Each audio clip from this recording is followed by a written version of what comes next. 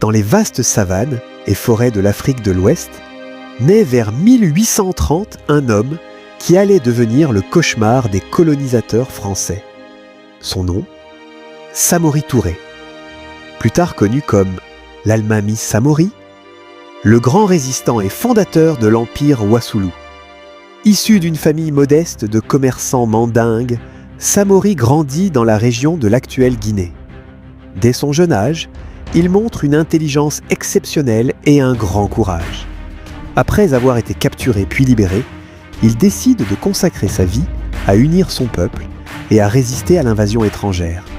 Il se forme à l'art militaire, à la diplomatie et à la religion musulmane et devient un leader charismatique. En 1870, il fonde l'empire Wassoulou.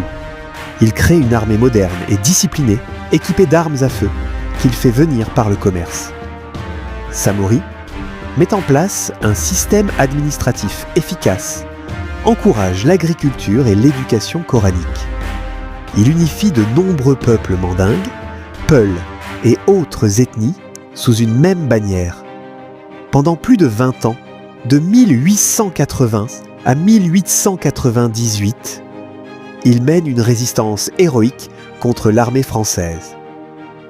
Il utilise la tactique de la guérilla, la mobilité de ses troupes et une diplomatie intelligente. Malgré la supériorité technologique des Français, Samori remporte de nombreuses victoires et repousse plusieurs fois l'ennemi. Il était surnommé le Napoléon de l'Afrique par ses adversaires eux-mêmes. Face à l'avancée coloniale, il pratique la politique de la terre brûlée pour ne rien laisser à l'ennemi. Même capturé en 1898, après une longue traque, il reste digne et refuse de se soumettre. Exilé au Gabon, il meurt en 1900, fidèle à ses principes. Samori Touré n'était pas seulement un guerrier, c'était un visionnaire, un unificateur et un défenseur farouche de la souveraineté africaine. Il a montré qu'il était possible de résister à la colonisation avec intelligence, organisation et courage. Aujourd'hui encore, Samori Touré incarne la résistance africaine. Il nous enseigne une grande leçon. Un homme déterminé, avec une vision claire et un amour profond pour son peuple, peut tenir tête à un empire.